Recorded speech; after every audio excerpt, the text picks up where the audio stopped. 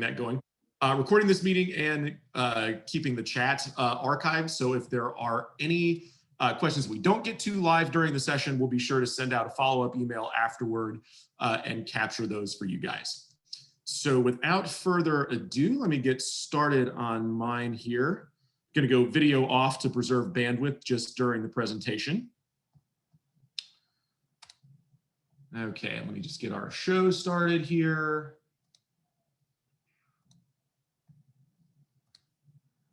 Okay, great. So this is Supporting Independence, Texas Workforce Commission and the foster care community.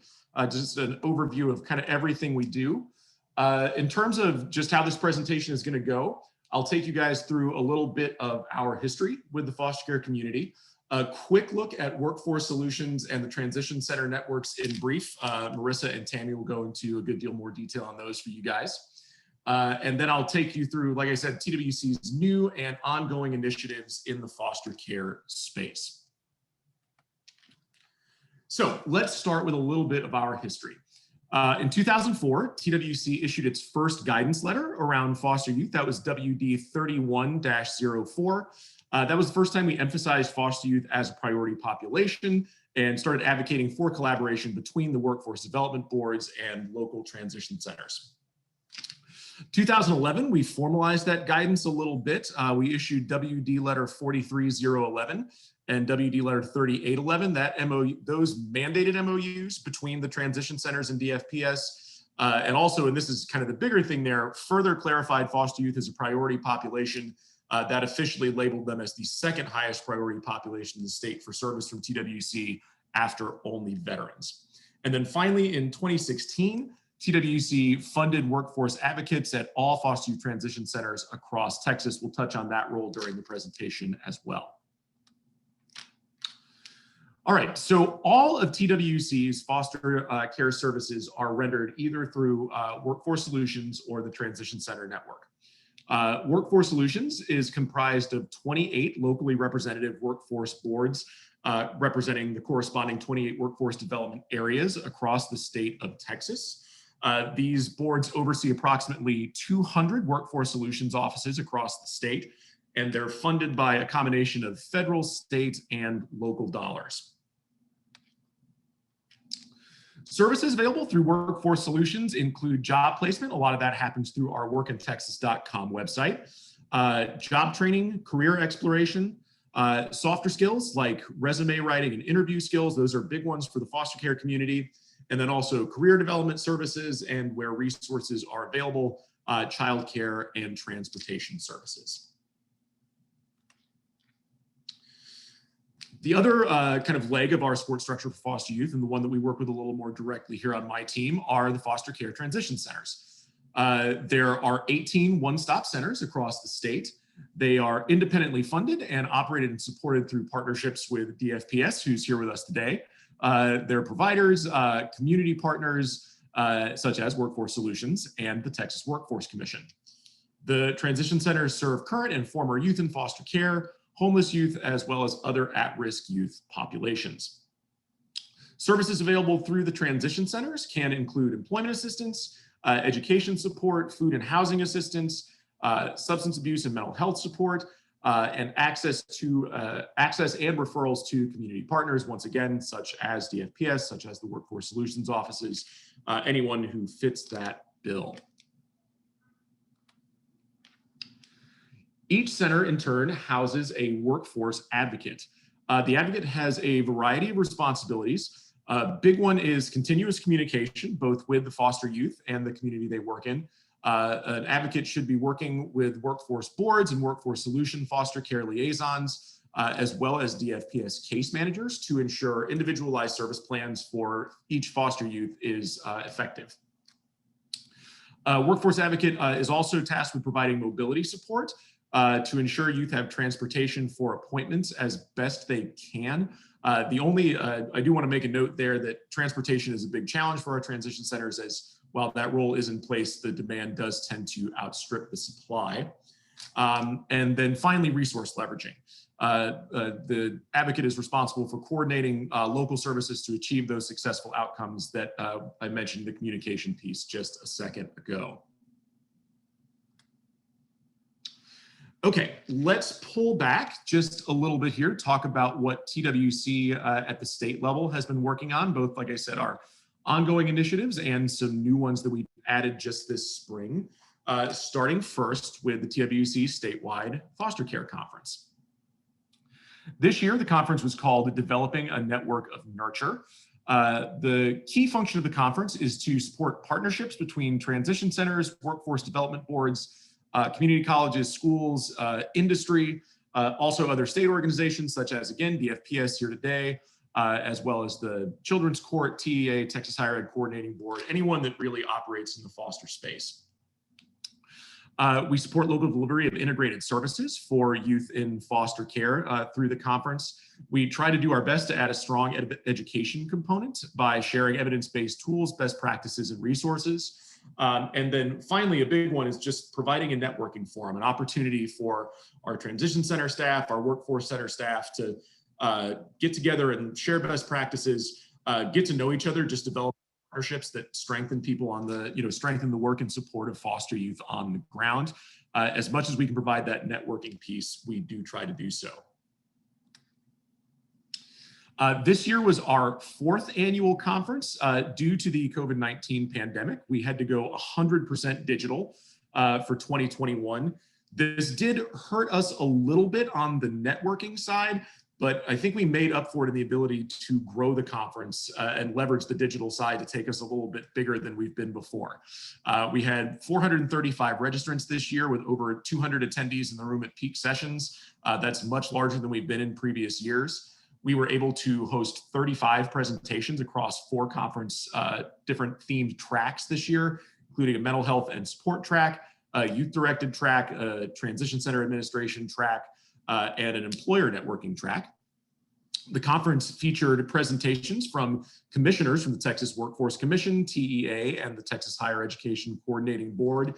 And we were also able to leverage some national experts on trauma-informed care, coalition building, youth entrepreneurship, as well as multiple Texas employers committed to hiring foster youth. So a little bit different this year with the digital model. We'll probably go back to an in-person model this year, circumstances allowing, but we do feel like we were able to take advantage of the digital setup this year and really leverage that for broader access. We were very happy with the way the conference went in 2021.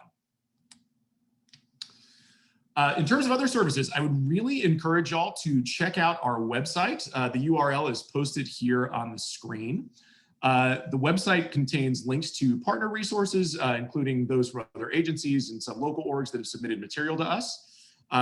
The website is also where we archive our conference presentations from previous years. So if you're interested in what was presented at TWC's conferences, but you weren't able to attend any of the last few years, I encourage y'all to check out the website and see what was presented. A new thing, we've actually just launched this in the last couple of weeks, is our statewide foster care events page.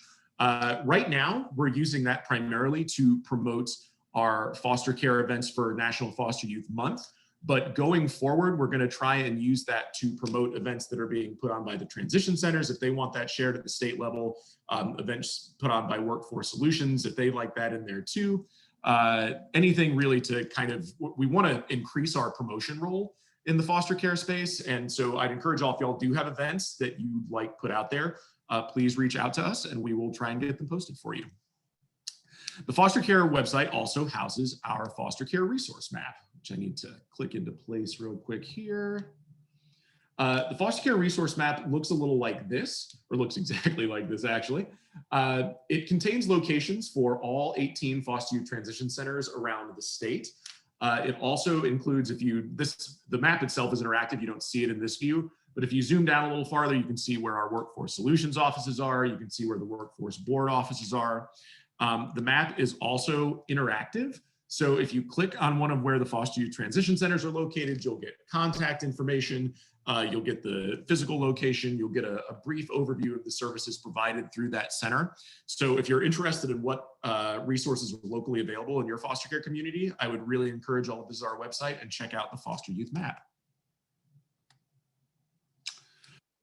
The foster care website also serves as the host for, oh, I just got a report that y'all weren't seeing that map, but Everything I just said holds true. I'm sorry if you weren't able to see the visual demo, but please do check out our website and hopefully you can click through the map and see it there. The foster care website also includes the housing of our foster care guide. The foster care guide is a summary of TWC guidance for youth in foster care that includes both for the transition center and for broader service providers.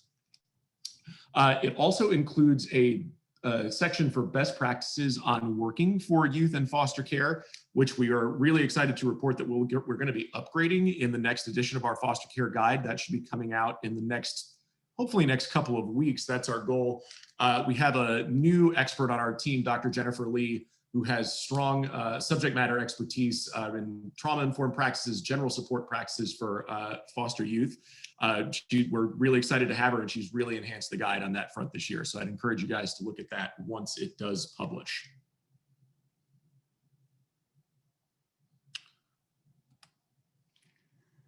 Okay, just a couple of key themes to show here in the foster care space. Everything we do, we're really trying to sorry guys, getting a few messages here on the side here.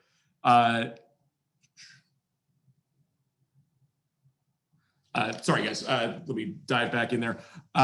Key themes in everything with our foster care practices, trauma-informed support. We really do stress that for our Workforce Solutions Network, as well as for our foster care transition centers, just as a general service practice for working with foster youth. Strategic planning, that's a new one for this year. Last summer and fall, we worked with all 18 transition centers to develop a strategic plan with a clear and targeted employment goal in the end to take place over the next 18 months. So just kind of building on the great work that our transition centers already do, just with some slightly more clearly defined outcomes. Relationship building, as I mentioned again, that's a big one. The relationship building at the local level, that's really how you do, strengthen the network, get your youth in touch with the resources they need if you know who to talk to. So we do stress that as much as we can. And then when it comes to working directly with youth, consistency, reliability, follow-up, and most importantly, listening to the youth. We did bring in as much as we could youth to participate directly in the strategic planning sessions last summer. We also, as I mentioned, had a track at our conference specifically directed toward foster youth. We're really trying to interactive in that space.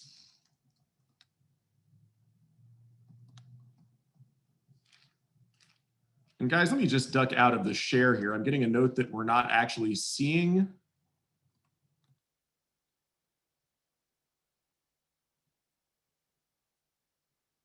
Oh my goodness, y'all, sorry about that. I did not realize we weren't seeing the presentation.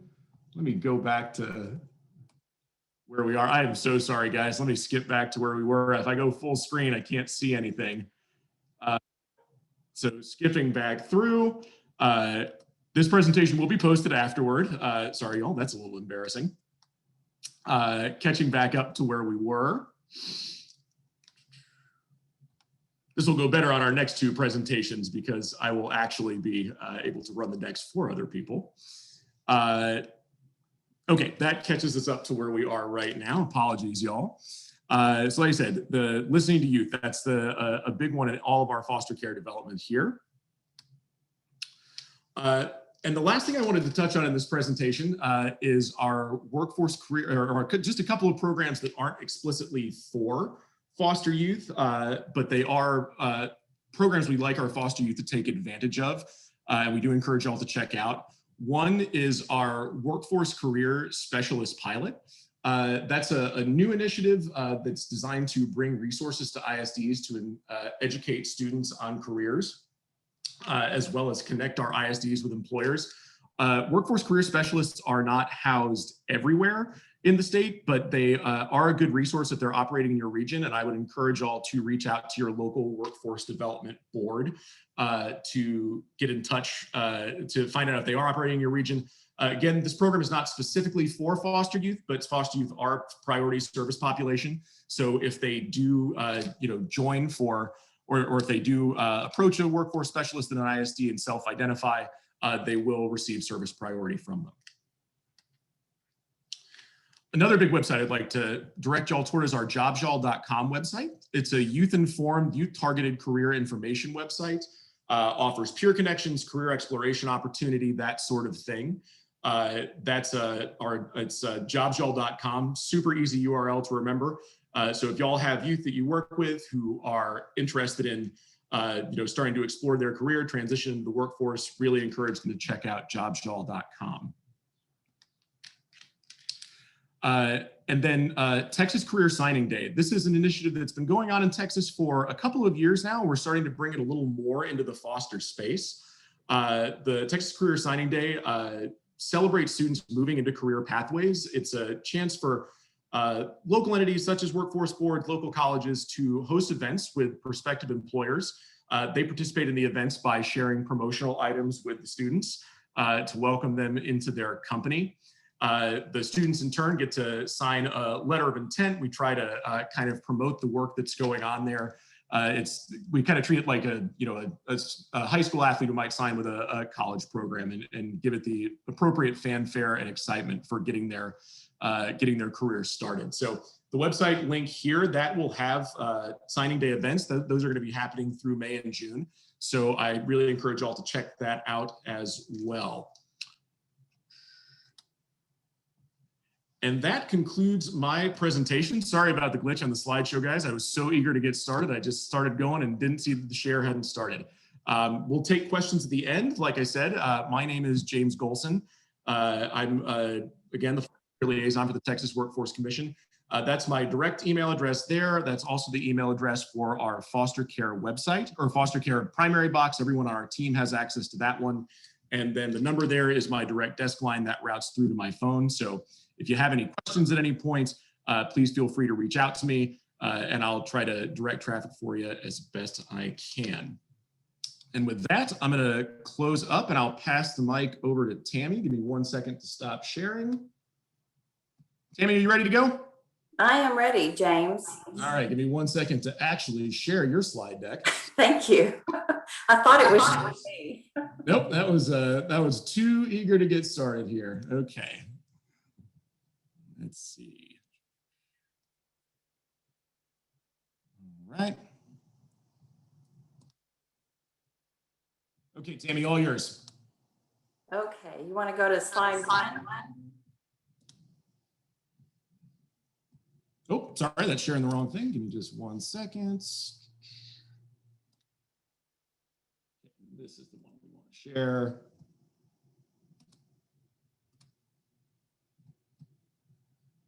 There we go. Okay, all yours. Okay. All right. Well, hello. My name is Tammy Davis, and I work for the North Central Texas Workforce Board. I am delighted to be here today to share with you how workforce services can help foster youth. I'm also here as a committed partner to listen and learn how we can strengthen and improve partnerships and services. I do have a personal history with foster youth, having worked for Child Protective Services for 8 years, many years ago, back in the mid-'80s. And although a lot has changed since then, I feel privileged to still be in a position where I have an influence or an impact on the lives of foster youth. I do want to thank you for what you do and know that local workforce development boards across the state are advocates for the foster youth community. Next slide. I will quickly review the structure of the Texas Workforce Boards. James touched on a little of this, so sorry for the repetitiveness, but it can be confusing.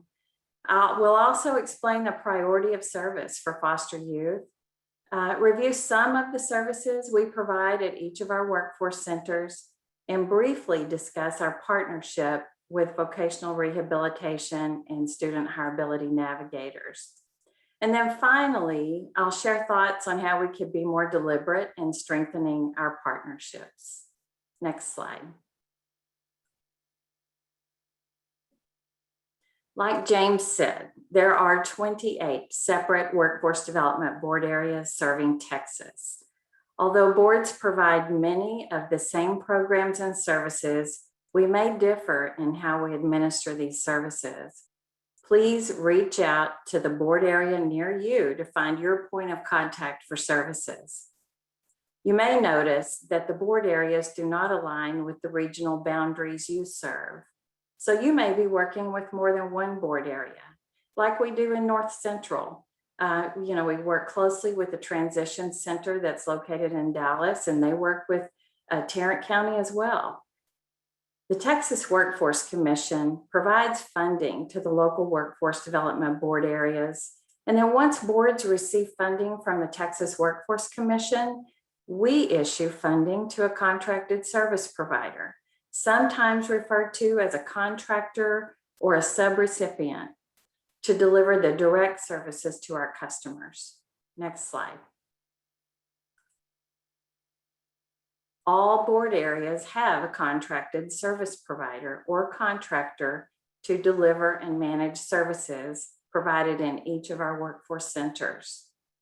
There are multiple contractors throughout Texas. So if you are working with more than one board, it is probable that you are also working with more than one contractor. Most likely, you already know who your contacts are for your area, but if not, reach out to your local board area for more information. Next slide.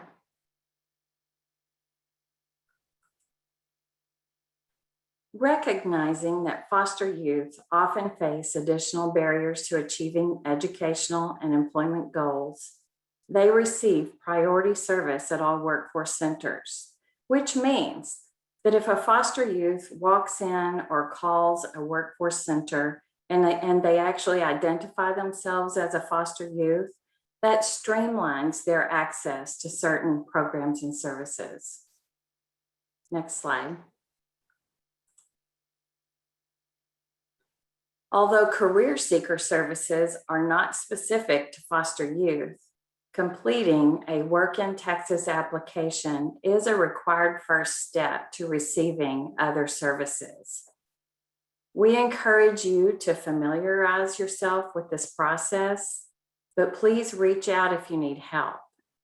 Your local workforce center staff are experts and available to help navigate this process. Next slide.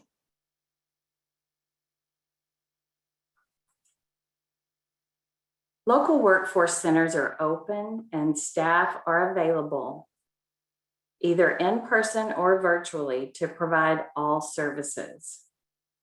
Many services are now available virtually, such as workshops, job fairs, and other events, including some very creative career exploration events.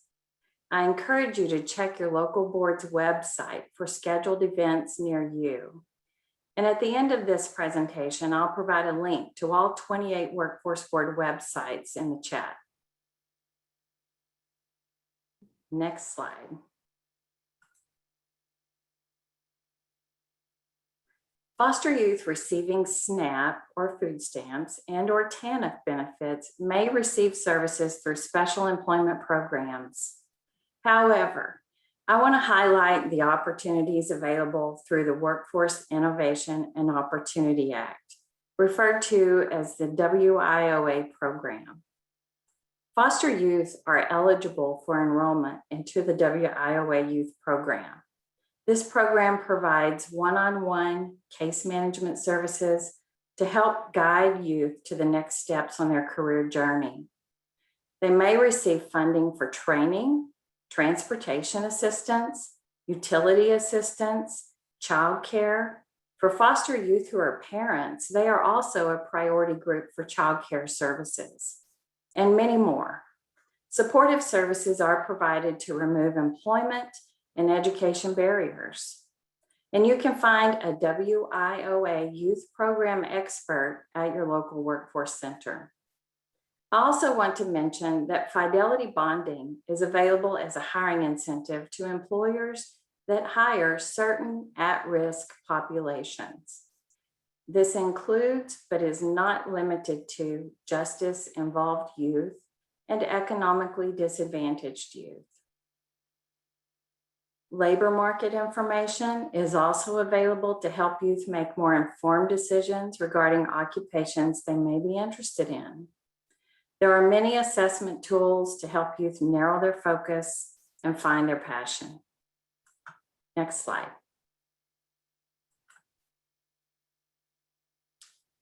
I want to spend a minute talking more about work-based learning. Work-based learning programs are a way to earn a paycheck while learning valuable workplace skills. Workforce staff have relationships with employers willing to hire foster youth. On-the-job training, this is where the employer actually hires the participant and Workforce reimburses the employer for up to 50% of the wages for a specified period of time. This is regular employment, not temporary, and it includes a training component to teach skills needed for the job. Subsidized employment, often referred to as paid work experience. This is where Workforce, through an agreement with an employer, pays 100% of the youth's wages for a specified period of time. This is an opportunity for youth to build their workplace skills and learn about specific occupations they may be interested in. Apprenticeships are a business-driven employment opportunity where youth are earning a paycheck while also obtaining an industry-recognized credential. Reach out to your local workforce board to ask about apprenticeship and other work-based learning opportunities available in your area. Next slide. Within workforce centers, youth may also find vocational rehabilitation staff and student hireability navigators who assist youth with different abilities in preparing to enter the workforce. Vocational rehabilitation staff are co-located with Workforce in several centers across Texas.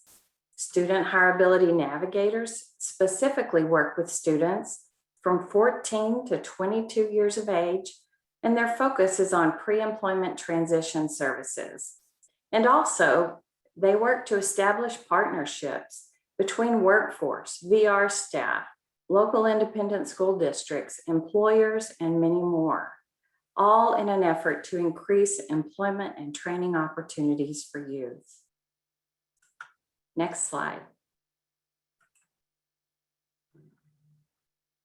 Talking about strengthening our partnership, we please invite your local workforce staff to participate in or host special events for foster youth. We want the opportunity to talk to them and answer questions about the services we provide. We would also welcome the opportunity to answer questions from foster parents or other advocates in the foster youth community. Let's be intentional with referrals to Workforce and be sure to follow up. And let's have honest communication about our challenges and look for ways to improve communication and partnerships. Let's work together to build strategies on how to market this pipeline of talent to employers. I want to thank you for allowing me to share a little of what Workforce can do for foster youth. And I also want to thank the friends that I see on this webinar today for their partnership in what we do. I would like to end by sharing a video of DeAndrea. DeAndrea is a recent youth program participant. Because of her background, DeAndrea felt like her opportunities were limited, but as you will hear, she was able to overcome her barriers, complete her education, and find employment. I know that through our partnerships, we will see many successes. I thank you for your time today, and here's DeAndrea. Next slide.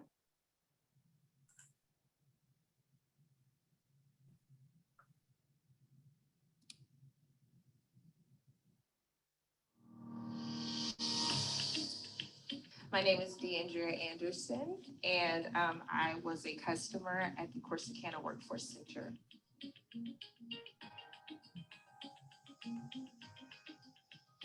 Back in 2015, I had a roadblock and basically was arrested. So I have some things on my background, and I just thought that my work experience would only consist of food places or warehouse jobs, jobs that typically accept people with things on their background.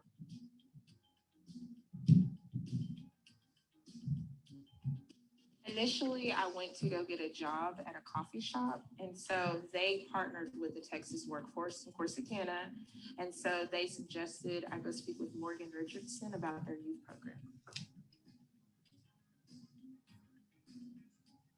The youth program has helped me with their work experience process. So they send you out on a job interview, and if the company agrees, then they get in communication with the Texas Workforce Center to assist with that process. Given my background on paper, I'm not exactly on paper what you would hire unless you actually meet me.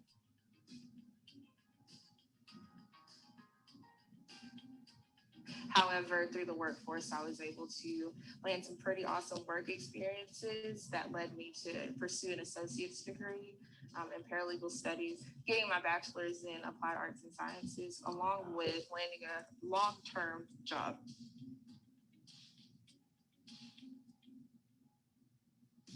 Morgan's been such an inspiration to me. She's been really my backbone through most of this process, aside from family support, of course, but just pushing me to reach higher heights that I didn't think that I was capable of reaching.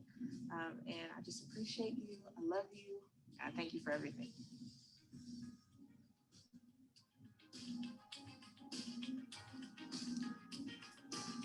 Okay, James, I'll pass it back to you.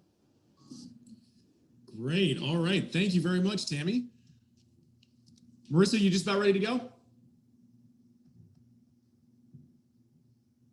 I think you're still muted, Marissa. Yeah, I'm trying to find the button. I got it. Just 1 second to get out.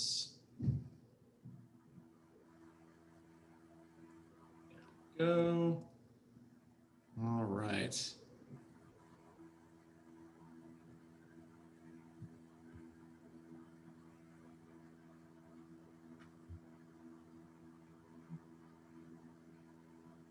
Okay, can everyone see that? Great. All yours, Marissa. Thank you. Good afternoon, everyone. My name is Marisa Cano. I am the Regional Director, South Texas for BCFS Health and Human Services, the Community Service Division. Thank you all for joining us this afternoon. I'm going to be talking about the TWC program services that we have and a little bit of our transition centers if you're not familiar with them. For the most part, I think everyone on here is aware of what a transition center is and what the TWC program is.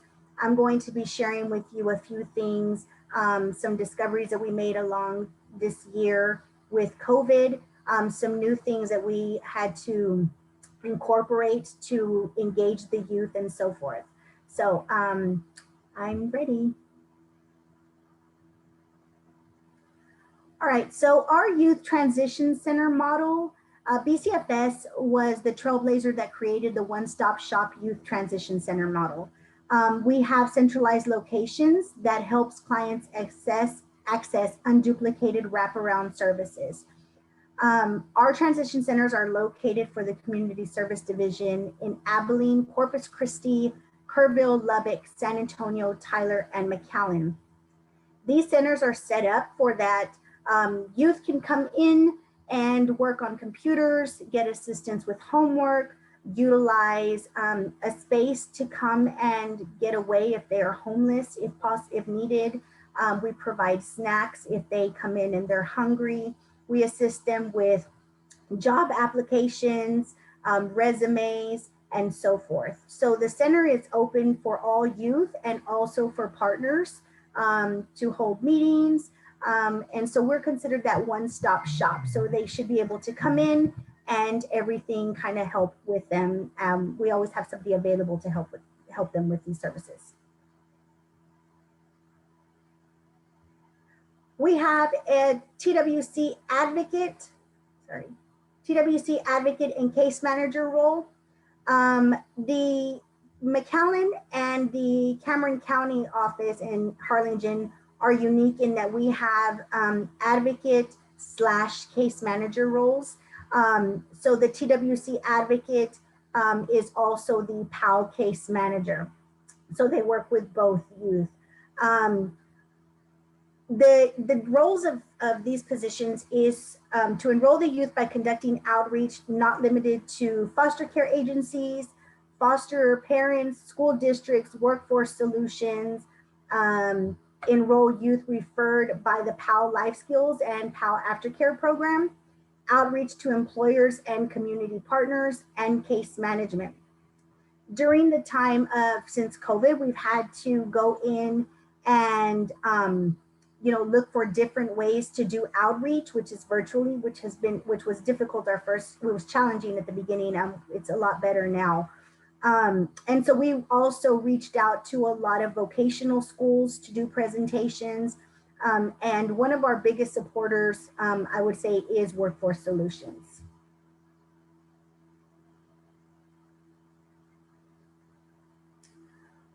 All right, the advocate and case manager role is to provide career exploration, to discuss different, sit down one-on-one with the youth, talk about what are the careers that they're interested in, what do they need to do to get this done, and then they assist them with that. Job placement, calls are made to different, by the advocates and case managers to employers within the county or wherever they're being served. So whether it's Hidalgo County, Bexar County, Taylor County, the advocates call around employers to find out if they're hiring. We get hot jobs list and send those out and assist with that.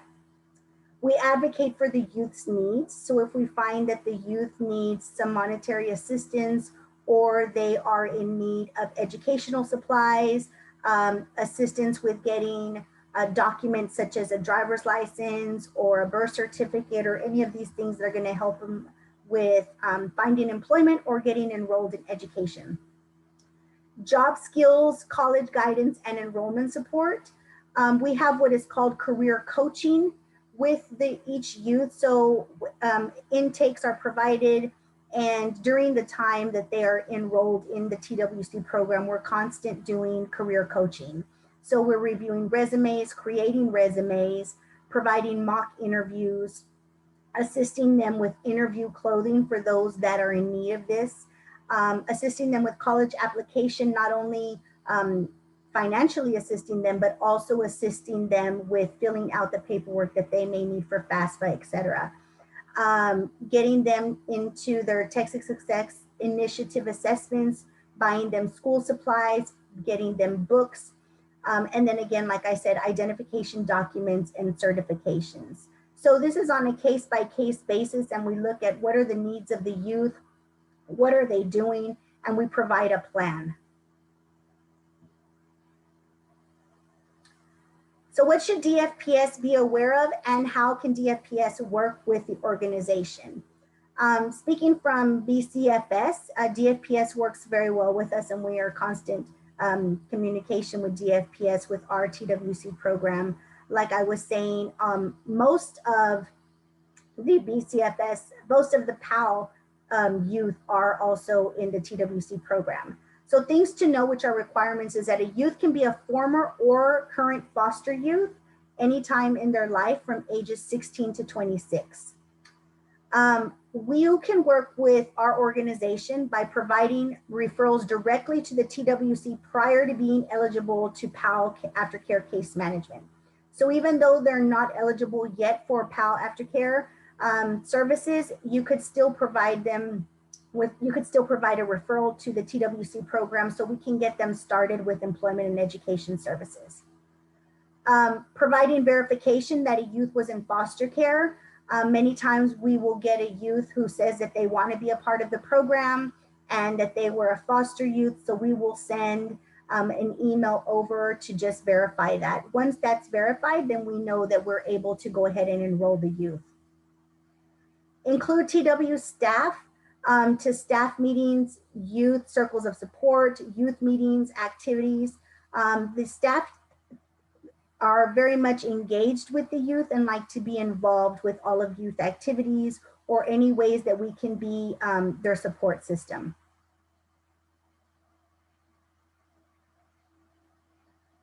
What are the best practices that make this work?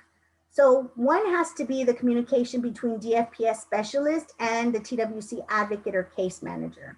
There has to be that constant communication so that we know that we are all on the same page when working with the same youth.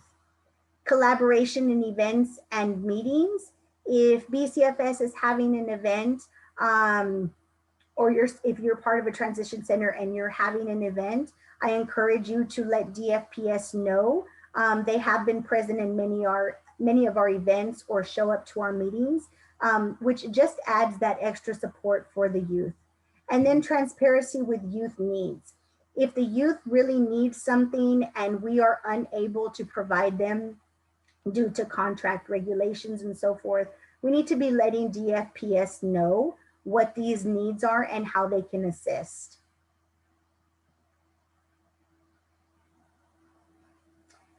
So the structure of TWC and workforce solutions. We currently hold MOUs with our local workforce solutions in all counties. So at the beginning of each fiscal year, we make sure that we have the most current MOU in place with our workforce solutions. Youth enrolled in TWC are referred to the Workforce Solutions Office. Workforce Solutions staff contact youth to establish services. TWC Workforce Solutions and youth hold virtual meetings to see if the youth is candidate for any programs that the Workforce Solutions program may offer, like Ms. Davis was saying. And then partnerships for workshops and career fairs. Speaking on behalf of BCFS, Workforce Solutions has been very successful and very helpful in attending our career coaching events that we have on a quarterly basis. And so there's always somebody to represent Workforce Solutions there and talk to the youth about resumes or about what to wear and what not to wear. And so that's always exciting for us and the youth also to not just see our faces, but to have other faces on these events as well. So how would a center that does not have PAL work with TWC to make this work? Well, one, we're outreaching to local foster agencies, parents, and network to inform the community of TWC services. So this is part of our outreach strategic planning, is to reach out to those areas, thinking outside the box of where are there foster youth, or where could there potentially be foster youth where we are unaware of. You know, we've gone to youth groups in churches, you know, had meetings with leadership groups and let them know, you know, I know you have youth groups, but can you ask or maybe take a poll on how many of them have been in foster care, because we have these services that are available for them. Work to establish a strong open communication with the PAL specialist or case manager pertaining to the county or region. If you have contract with DFPS, I'm sure you're very close to or speak to your PAL specialist and case manager, if not on a weekly basis, you know, at least quarterly. Communicate with foster care liaisons at local schools, colleges, and vocational or technical schools as well. So some of the challenges for transition centers prior to COVID, we've had the number one challenge, especially here in the Rio Grande Valley, is lack of transportation. There are, you know, it's rare that there are bus routes, and especially in the rural areas, or they do not own a car, or the foster parent owns a car and doesn't lend the car to the youth, or the foster parent does not want to take the youth where we need them to be. So for the most part, offices in such as like San Antonio that have a high transportation, you know, availability in their offices or near their offices are very packed with youth going in prior to COVID. So the number of youth that would show up to the transition center on a daily basis was high. Unfortunately, in the Valley, that is not so much the case. Our case managers and advocates have to go out to the homes because they do not have the transportation to come into the center. Oftentimes we do provide transportation. We can offer them things such as an Uber voucher or so forth, so that they can make it to their appointments, or the advocate can take them themselves. Internet or phone service, getting their phone shut off, so now we're unable to contact them, or sending them something via email and they're not checking their email, or their Wi-Fi is down. And then youth placement. Foster parent not allowing the youth to work, that was an issue prior to COVID. Location of the residents, again, going back to the rural areas, is a big one. And then lack of support with transportation.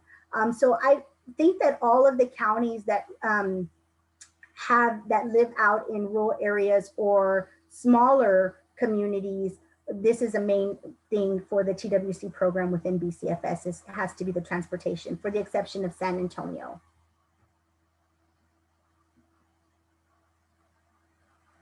So what have we learned from COVID in working virtually?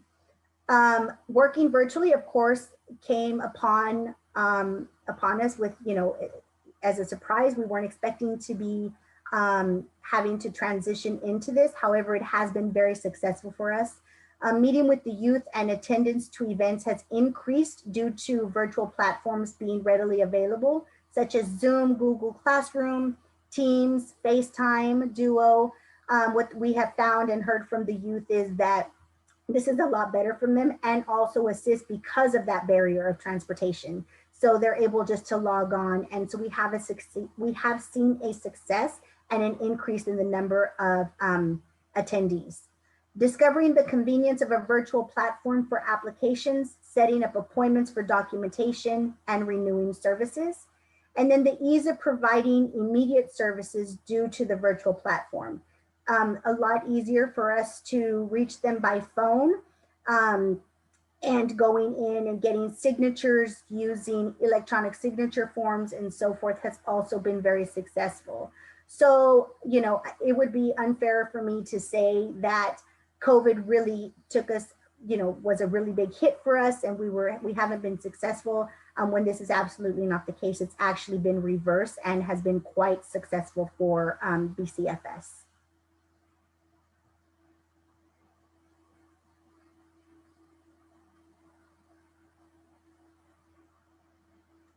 All right. Yeah. Yep. Thank you very much, Marissa. Thank you. Okay. We have about 10 minutes left for Q&A. If we have anyone who wants to enter their question in chat, I can read that aloud for the group. But thank you, Marissa and Tammy, for making time to present with us today. I really appreciate it. And yeah, if y'all do have any questions, we'll go ahead and answer those now. We're also available by email and phone if y'all come up with those later, and we can follow up with you guys. But please do let us know if anyone has any questions at this time.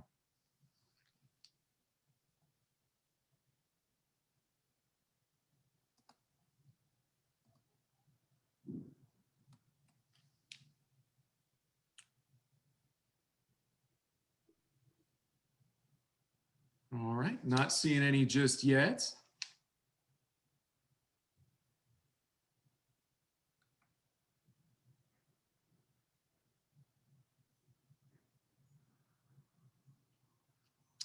Okay, y'all. Well, if there's no questions now, we'll keep the room open just until 2.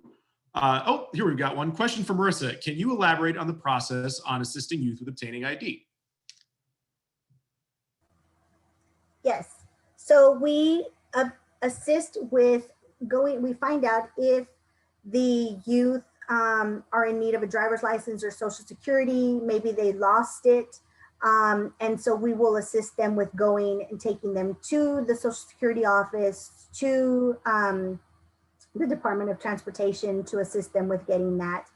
We also assist with providing them with the fee of the cost of it if they do not have it.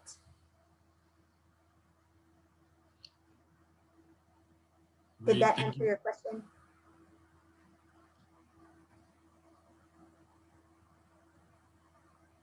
Yes, great. Great, thank you. All right, any other questions? Darla asks, what is needed for them to obtain an ID? sorry. Darla, yeah. I believe they have to have some sort of, and I have Melissa Hernandez and Robin Soto on the phone who could probably help me answer this a little bit more since they're the directors and do direct care service with their youth. So Melissa, Robin, could you answer that question for us, please? Marissa, let me give them maybe 1 second to find them and unmute. I'm going to Robin here.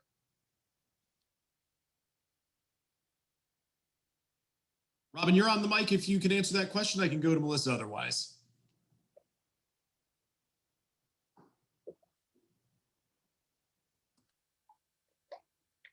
Nope. All right, let's try Melissa. Okay, we've got ask Melissa to unmute here. Yes. Okay, I'm unmuted. Can you hear me? Yes, we can. So every youth is going to be a special circumstance. So depending if they have one or the other, if they have their birth certificate, we use that to get their social. Then once they have those two, we can go and get their driver's license. If they don't have either of them, we sometimes try to get DFPS to send the youth a letter because there's different requirements that are needed if you don't have this, if you don't have form, like a type of form A or a type of form B. So we try, when I used to be a case manager, I've taken the file and explained the situation to them, and they were able to get a copy of one of the letters that we had previously sent. So it just really depends like what the youth has. If they have a Medicaid number, we can try to use that. We've had situations where we've had to have a family member come meet us there so they can vouch the address for them, like identification. I know there was a law that recently went into effect allowing less of a requirement for them. Unfortunately, the DMVs are not aware of this new law. So sometimes we do take the paperwork and let them know, like, you know, this is a foster youth. We have an ID, we have like a previous ID, a paper ID, and these are like the steps, if you know, things like that. So we just try to take all the information that we have in case they question us. Well, we need this. Okay, well, we have this in place. And so it's just gonna vary by youth. I do recommend just trying to get any old copies that you have. So checking with other programs. So in our office, we do have TWC, PAL Life Skills, and PAL Aftercare. So getting with those programs and letting them know, like, hey, if you previously had this youth, do you have any documentation? Taking that. Usually what gets us is the Medicaid ID number. So we work with Superior Health to print us out the Medicaid card. That helps a lot oftentimes. So just take all the paperwork you have for the youth, and that's kind of where the advocating comes for the youth, letting the DMV know, you know, this is a special circumstance, and this is what we have for them, and what else do you need? How, you know, just to get the youth some type of identification. Awesome. Thank you, Melissa. We have a question from Jim Courier. For youth trying to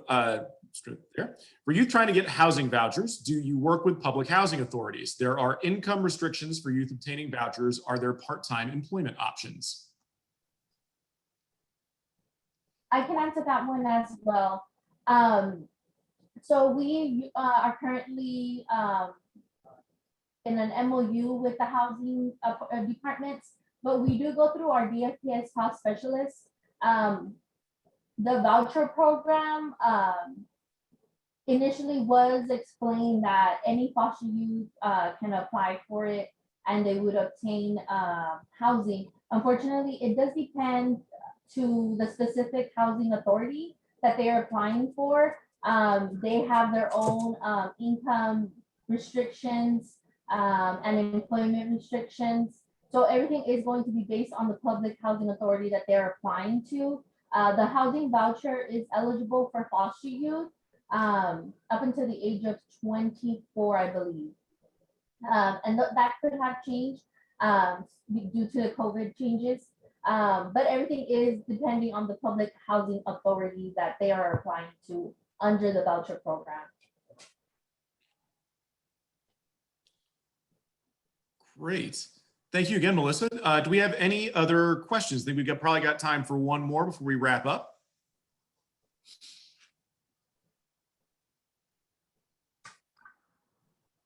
I just want to say, James, thank you for taking the time to do this, to allow us to be able to talk to DFPS and share these things with us. So thank you very much.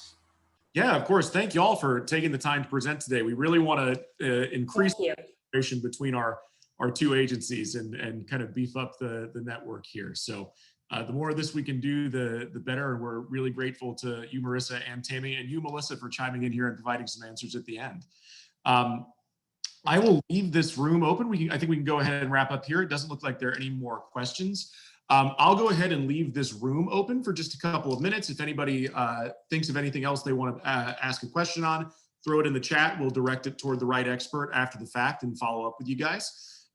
But beyond that, thank you very much for joining us for our first Foster Youth Month webinar today, and our first cross training between our two agencies. So really appreciate it, everyone. And hopefully we'll see you all at our other events later on in the month. We've got two coming up next week. One is kind of going to be the reverse of this webinar. It'll be DFPS resources experts speaking to our staff at TWC. We also have a webinar on TWC's VR program that will be hosted by Commissioner Demerson next week. That one is going to be on May 18th. The cross-training one is going to be on May 20th. And then we have a great webinar coming up at the end of the month on foster service equity, the intersection of race, youth justice, and the foster care community. Please visit our website for more information on those upcoming webinars. And we hope you guys join us for those as well. But thank you all very much. Everybody have a great afternoon.